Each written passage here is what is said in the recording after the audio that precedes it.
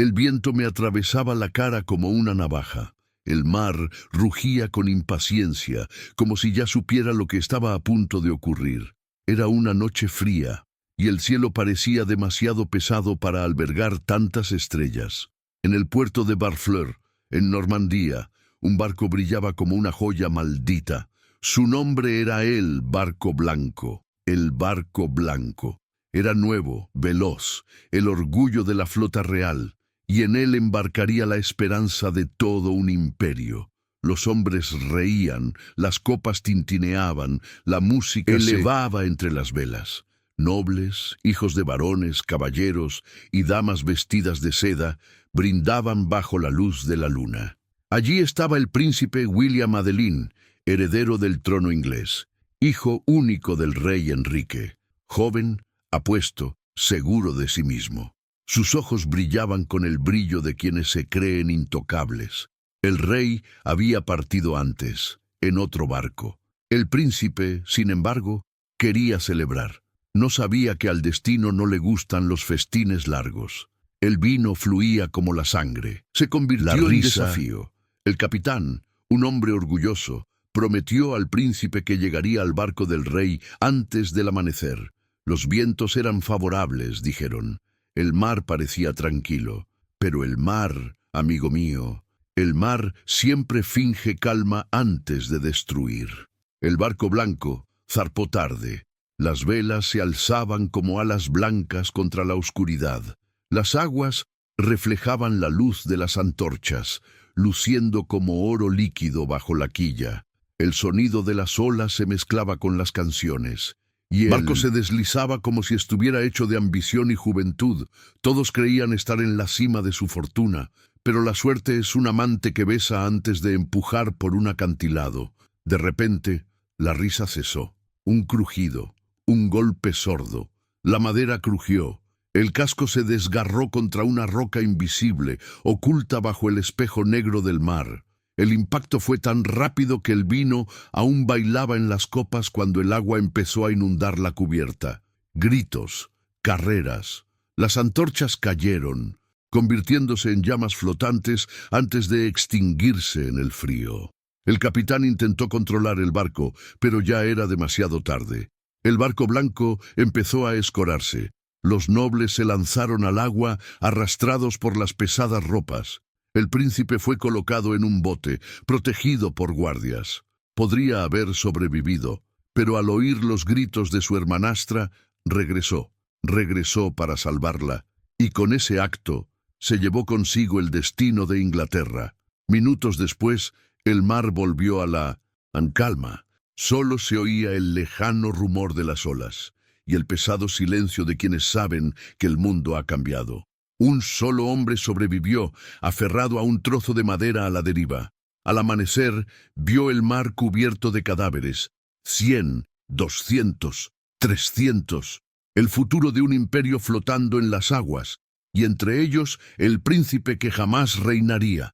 Ese amanecer sin ejércitos, sin espadas, sin enemigos. El destino de Inglaterra estaba sellado. Un simple error humano, un brindis de más, una roca olvidada. Y todo un linaje se hundió junto con las blancas velas del barco. El rey nunca volvió a ser el mismo. Dicen que, al recibir la noticia, su corazón envejeció 20 años en una tarde. Perdió a su hijo, a su heredero, el equilibrio entre Inglaterra y Normandía. El mar no solo se llevó vidas, se llevó la estabilidad de todo un reino. Y así, con un solo soplo de viento, Inglaterra entró en la oscuridad.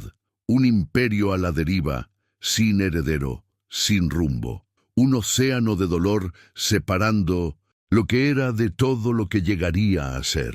Hay naufragios que el tiempo intenta olvidar, pero cuyas olas aún rompen en las orillas de la historia. Barco Blanco fue uno de ellos.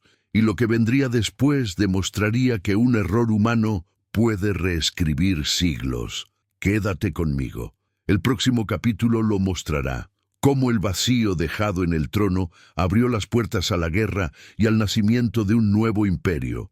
Y si esta historia te conmovió, suscríbete. Hay destinos que merecen ser recordados. Hay una cruel ironía en las tragedias. El destino elige precisamente a quienes parecen más prometedores. El príncipe William Adelin era el futuro de Inglaterra, no solo por ser el único hijo legítimo del rey, sino porque simbolizaba la unión entre dos mundos que jamás se confiaron, la Inglaterra conquistada y la orgullosa Normandía. Era el hilo que unía a dos reinos al borde del caos, y el mar, esa noche, cortó ese hilo con una precisión casi divina. Guillermo se había criado entre paredes doradas y habitaciones frías. Heredó la mirada calculadora de su padre, el rey Enrique, y la vanidad de los jóvenes que nunca pierden nada. Desde pequeño aprendió que un príncipe no debe mostrar miedo ni vacilación, que el poder es un teatro y el trono su escenario más solitario. Veía el mundo como algo que le pertenecía, y quizás por eso, esa noche, el destino decidió enseñarle humildad, a la fuerza. Decían que el joven príncipe era querido por todos, que sus pasos traían esperanza a varones y monjes, pero lo que pocos sabían era que Guillermo albergaba una arrogancia silenciosa, una confianza ciega en su propia buena fortuna. En la cubierta del barco blanco rodeado de amigos, risas y vino, creía que nada podría conmoverlo. Al fin y al cabo, el océano es solo un espejo para quienes se creen inmortales. El rey, por prudencia, se había ido primero. Había dejado que su hijo partiera en el barco más nuevo y veloz. El orgullo de la flota era un regalo simbólico y una trampa involuntaria. Barco Blanco no solo trajo al heredero al trono, sino también a buena parte de la juventud noble de Inglaterra. Era como si toda una generación se hubiera reunido allí en una noche de celebración, sin saber que celebraban su propia desaparición. Mientras la luna salía y los vientos soplaban del oeste, el capitán, también ebrio, sonrió al príncipe y prometió llegar al barco del rey antes del amanecer. Un desafío, una jugada de poder. William aceptó, riendo. No había miedo en su pecho, solo la vanidad de quien cree que el mar respeta las coronas. Pero el mar no respeta a nadie. Las olas comenzaron a crecer, y el sonido del casco cortando el agua se convirtió en una melodía siniestra. El barco se deslizaba velozmente, como impulsado por su propio orgullo, y entonces el crujido, el grito, el frío. En un instante toda la música se apagó. El barco blanco, orgullo de la monarquía, moría ante los ojos del príncipe. A Guillermo lo metieron en un pequeño bote. Estaba a salvo. Solo tenía que quedarse allí. Solo tenía que aceptar que a veces un rey debe perder un barco para salvar el trono. Pero al oír el grito de su hermana Matilda, el heredero dudó. Les ordenó que regresaran. Intentó salvarla, y este gesto, hermoso, humano, desesperado, fue el último acto del príncipe de Inglaterra. El bote zozobró, y el mar hambriento se cobró su precio. Al amanecer siguiente, solo quedaba un superviviente, un campesino, temblando, empapado, repetía el nombre del príncipe como un lamento, y así el reino más grande de la cristiandad amaneció huérfano. El rey Enrique no lloraba en público. Los reyes no lloran, se desmoronan en su interior en silencio mientras el mundo espera sus órdenes. Se dice que nunca volvió a sonreír, que cada vez que miraba al mar veía el reflejo de su hijo en las olas, y en cada banquete una silla vacía parecía burlarse de su gloria. Pero el destino es un escultor cruel. A veces rompe la piedra para revelar lo que se esconde en su interior. Y, con la muerte de Guillermo, el trono de Inglaterra entró en una era de sombras, intrigas y guerra civil. Una era donde los hermanos luchaban entre sí y la sangre corría por un error, un solo error, cometido en una noche de fiesta y viento. El príncipe que se suponía debía unificar el imperio fue absorbido por él, y su ausencia dejaría cicatrices que perdurarían siglos, moldeando reyes, imperios y fronteras. Dicen que los mayores desastres de la historia no nacen de monstruos ni dioses, sino de distracciones humanas. Una copa de más, una palabra equivocada, un momento de orgullo. El hundimiento del barco blanco no fue solo una tragedia marítima. Fue una lección sobre el precio del exceso, sobre cómo al destino le gusta jugar con el ego de los hombres. Esa noche, el mar estaba en calma. Las olas se movían como susurrando antiguos secretos, invisibles a los ojos de quienes bebían y reían en cubierta. El capitán Thomas Fitzstephen conocía estas aguas como quien conoce su propio aliento. Su padre había sido el capitán del barco de Guillermo el Conquistador, el abuelo del joven príncipe que ahora celebraba. Había orgullo en cada gesto, un brillo en sus ojos, como si continuara un legado. Pero el orgullo, cuando está borracho, es ciego. El vino fluía como sangre sagrada entre los nobles. Las risas resonaban por encima del viento. Alguien desafió al capitán. «Muéstrenos que este barco es digno de reyes». Fitzstephen sonrió. Ordenó izar las velas. La tripulación, igualmente embargada por la euforia, obedeció. El barco blanco se deslizaba en la oscuridad, cortando las aguas cristalinas con arrogancia. El sonido del mar se hizo más agudo. El viento silbaba entre las cuerdas. Un chico de aspecto serio intentó advertirles que estaban demasiado cerca de las rocas. Nadie lo oyó. La música estaba demasiado alta, el orgullo demasiado intenso. Entonces llegó el sonido, seco, grotesco, definitivo. El casco se partió. El primer grito vino del sótano. Segundo y otro más. En cuestión de minutos, la risa se convirtió en desesperación. Las velas, antes alzadas, comenzaron a derrumbarse. Barco blanco se inclinaba como un animal herido, escupiendo fuego y gritando. Damas vestidas de seda intentaban trepar a los mástiles.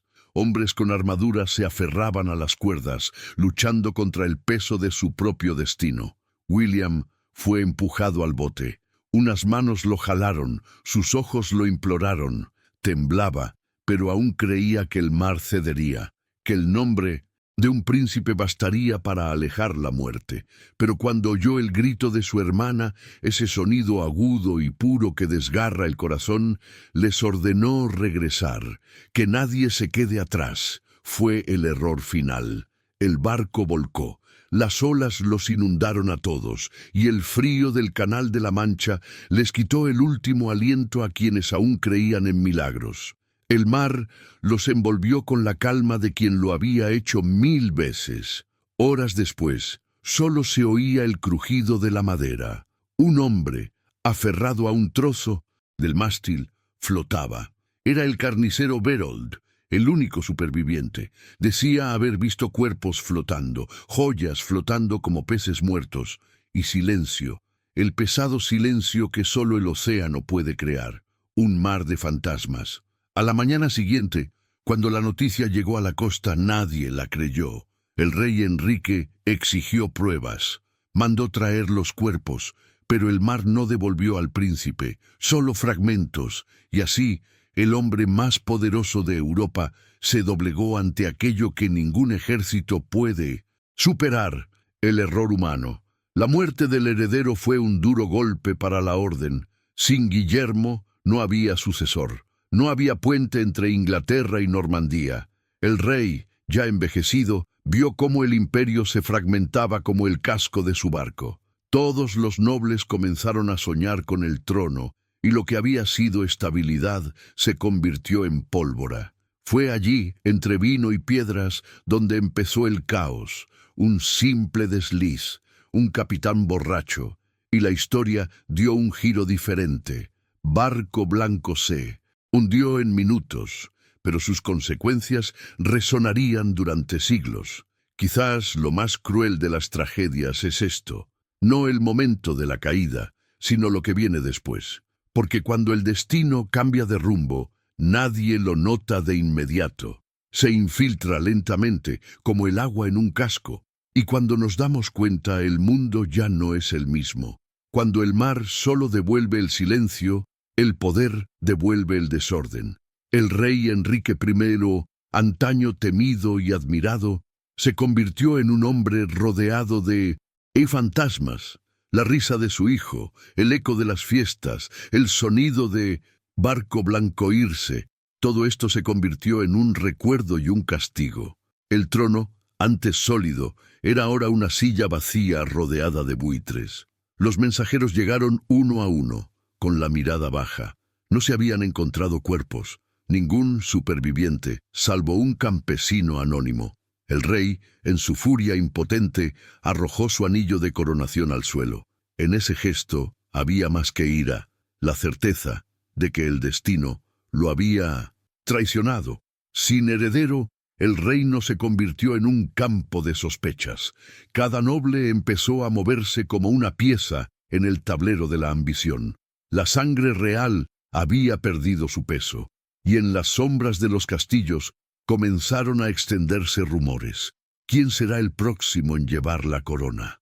Enrique aún tenía una hija, Matilde, una mujer inteligente, de temperamento firme, educada como un príncipe, no como una dama. El rey la amaba, pero sabía que el mundo no estaba listo para arrodillarse ante una mujer. Aún así, juró a todos que tras su muerte ella sería su sucesora, y obligó a los señores y varones a jurar lealtad, un juramento hecho con la boca, pero no con el corazón. Matilde llevaba la nobleza en la sangre y la determinación en la mirada. Había estado casada con el emperador del Sacro Imperio Romano Germánico, y por eso muchos la llamaban emperatriz Hera, una mujer acostumbrada a comandar ejércitos, no a bordar flores. Pero en ese mundo gobernado por hombres, su fuerza se consideraba una amenaza. Cuando el rey murió, el trono quedó en el aire, y donde hay un trono vacío, hay guerra. Su primo, Esteban de Blois, aprovechó el caos. Impulsado por la ambición y el miedo, se apresuró a Londres y fue coronado antes de que el cuerpo del rey se enfriara. El juramento a los pies de Matilde se evaporó como la niebla. Inglaterra, que ya lamentaba la pérdida de su príncipe, ahora lamentaba la pérdida del orden. Y así comenzó lo que la historia llamaría anarquía, un nombre sencillo para una época de horrores. Ciudades incendiadas, aldeas saqueadas, familias divididas. El campo se convirtió en un cementerio, el castillo en una prisión. Los señores locales tomaban lo que querían, y el pueblo, hambriento, se arrodillaba ante cualquier bandera que prometiera paz. Matilde, traicionada, reunió aliados. Descendió de Normandía como una tormenta contenida durante años. Sus tropas avanzaron, y el nombre de la emperatriz empezó a susurrarse en los pueblos como el de una fuerza ineludible, una mujer contra el mundo, y sin embargo el mundo tembló. Pero la guerra no se gana solo con espadas, se gana con símbolos, y la fe del pueblo era el símbolo más poderoso de todos. Matilde logró capturar a Esteban, el rey usurpador. Por un breve instante tuvo el poder en sus manos. Entró en Londres entre aplausos, pero fue traicionada de nuevo. El mismo pueblo que la había aclamado como reina, temiendo su fuerza, se volvió contra ella. El destino pareció jugar con su valentía. Fue una guerra sin héroes, solo sobrevivientes.